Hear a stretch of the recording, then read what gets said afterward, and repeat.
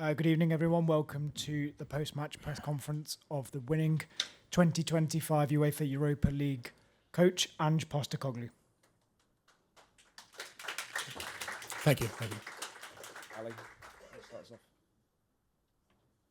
Congratulations, Ange. I mean, you've told these players throughout they were going to do something special this season. How does it feel to see that realised? Yeah, look, it's hard sort of to put into words the emotions. Super proud of the players. It's a quote, my favourite Australian Prime Minister, Paul Keating, he said, after an unlikely victory, he said, this is one for the true believers. And this is certainly one for the true believers. And that means, an unbelievable group of players who never wavered, never lost faith in me and what we were doing. Unbelievable football staff led by brilliant coaches. People who work at the club, from board down, whether that's Lily White House or at the training ground, and supporters. I know people think I've got this sort of fractious relationship, but every supporter I ever bumped into was just so kind in reassuring me that, they believed in what I was doing. I'd never felt, I understand the disappointment we've put them through this year, particularly in the league, but, just seeing them tonight, the impact it has on them. Some of them, it's obviously 17 years since our last trophy, 41 in Europe. Some of them have never had a night like this. So, it's a reward for them. And, finally to my beautiful wife and my boys and my family, my friends who, they're all my inspiration because I'm kind of the front man. It's easy for me to sort of take on the responsibility, but they've got no choice but to come along for the ride, and just seeing them out there now on the pitch, smiling faces, couldn't be happier. Congratulations.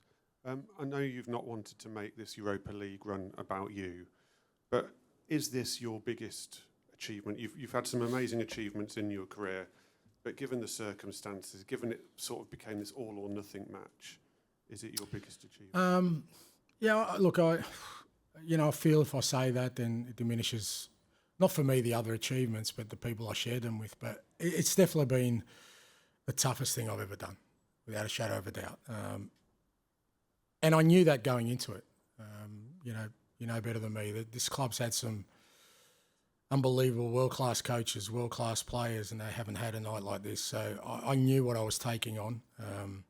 And it's fair to say that it's been really challenging because, wherever else I've had success by this stage, I've kind of had the faith and trust of everybody. And here it's been different. And I understand that's not a criticism. It's just, I think, because of the club and the way it's sort of its recent history or its history, I don't think they could always ever go all in on one person. And for me, that's always how it's worked well when, people kind of back my vision. So, but within that, I think when we got to sort of the end of January, the end of the transfer window, and I kind of assessed our situation, I just made a decision there and then that this was the trophy we were going to go for. And, it probably was at odds with what other people at the club sort of believed at the time we should do. And that's understandable. But I just really believed we could win. We could win this. And sort of everything we've done since then, everything we've done at training, everything we've done in terms of the games, the teams I've selected is about making sure when these games came around, the Europa games, that we're in the best possible condition to tackle them. And that's come at a cost for sure in the league, and I've got to take the responsibility for that. But I just felt like the end game of winning something was more important, and it was the only way I was going to do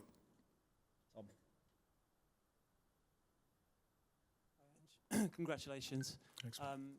You've spoken about what a turning point this could be, the growth that the team can get from this victory. How hungry are you to drive this team forward, given the Champions League football next season? Yeah, very, because, we've got a really young group of players, and you can talk to them about success and what it means, but until they feel it, it doesn't become real. And I've got no doubt that all those boys tonight, having this feeling, will want this again. And to get it again, they're going to have to make similar sort of sacrifices. They've climbed the mountain now, so they know that what it takes to sort of get to where we are. And I think that does. It accelerates the opportunities to build a team that can be successful and competitive at the highest level for years to come. So, as I said yesterday, I still feel there's a lot of work to be done. I think that's quite obvious, but not as much work as people may think. People can bang on about our 20 league defeats and where we are, but they're missing the point of what we're trying to build here, or what I'm trying to do anyway. And I really feel that tonight can be a great platform for us to kick on. You said a minute ago that at the end of the January window you decided full focus on the Europa League. Does that explain the really sort of ruthless, efficient style that we've seen overcome Alkmaar, Frankfurt, Bodo Glimt, and now tonight? And how did you find the players kind of bought into that when that was the plan? No, that wasn't part of it. But I've always treated, I've had a lot of success in my career, and not just sort of winning leagues, but also, in Australia, I grew up playing finals football to win a championship. So knockout football is always different. All my teams have always played a little bit different in knockout games, because you know that you've got to have a real clear game plan. Big games come down to moments. You've got to limit the moments of the opposition. You've got to change your approach. And the players embraced that, because, that was always going to be our approach in Europe, and it's why we did well in the Carabao Cup as well. We beat some decent teams in the Carabao Cup, including City, including United, and we beat Liverpool in the first leg, played a similar way. But also it helps that I've got Van der Ven and Romero and Vicario and Udogie and Porro, all these guys available. And again, that was part of the sort of mindset of making sure they were available for these big games. And I thought the lads handled the whole Europa sort of knockout stages, brilliantly. Knew what we had to do. Were really efficient with what we did, and I think got the just rewards. Hi, Ange. Well done. You mentioned a lot of people at the top there. Your dad's no longer with us, but what would he make of his son doing this, and what does it mean back in Australia as well? Yeah, no, he's still with me, mate. His voice is in my head all the time, and as I get older, I look in the mirror, I see his face sometimes, which is frightening as it seems. He's with me all the time, mate. My dear mum's in Greece with my sister, and my nephews. I'm sure they're over the moon, and it's massive in Australia and in Greece. I've got family in both countries and friends in both countries, and they've been along for the journey the whole way. And it's hard because I'm big enough and ugly enough to take whatever comes my way, but they get hurt when people sort of come at me, and they pay the price, particularly those closest to me, my beautiful family and my friends, and they want to defend me. And I keep telling them it's a small price to pay when you have nights like this. And I've been fortunate. I've had plenty of nights like this, and just seeing them tonight. And I know everyone in Australia, they would have got up early in the morning. They'll be buzzing, and people in Greece, and more importantly, the people here with me. It's another special night we share together. Hi, Ange. Congratulations. You talk about backing your vision. I mean, how does a club let go of a manager who's just delivered them their first trophy in 41 years in European competition? Look, I think I said yesterday, I'm pretty kind of, not relaxed is not the word, because I'd be disappointed if we couldn't continue on this path. But, like I said, it's not a criticism. I understand why it would be difficult for a club like this to buy into one person's vision.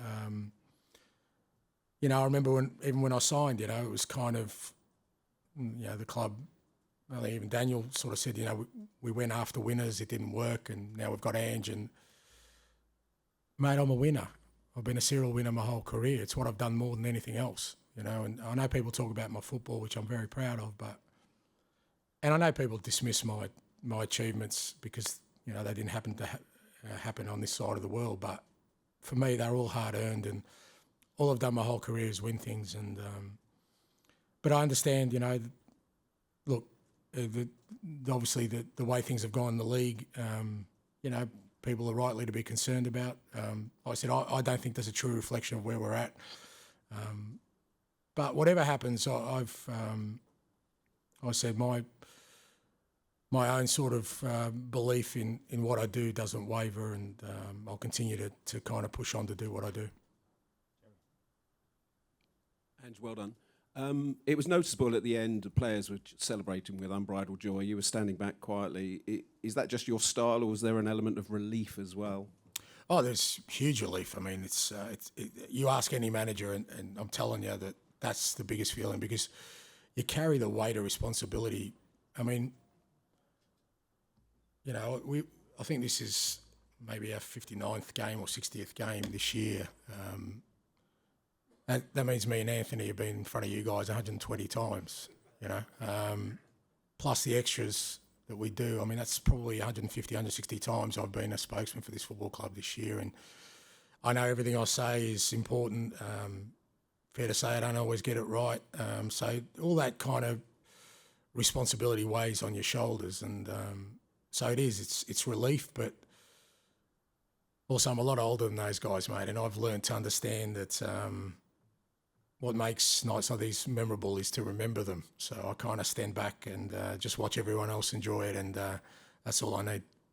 James, final one, please. Congratulations, Ange. I know you said you're sort of relaxed about the situation, but can you just give us an idea of what the next few days are like? Is there a meeting planned with Daniel or with the hierarchy? Because you must want some clarity one way or the other.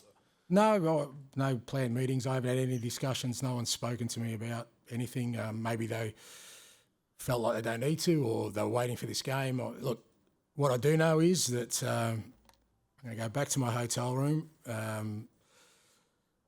get my family and friends together, open up a nice bottle of scotch, have a couple of quiet ones, get ready for a massive parade on Friday, play Brighton on Sunday, really important, our last home game. We want to finish strong, and then Monday I'm going on holidays with my beautiful family, because I deserve it. And que sera, sera. Thank you very much. Thank you. Thank you.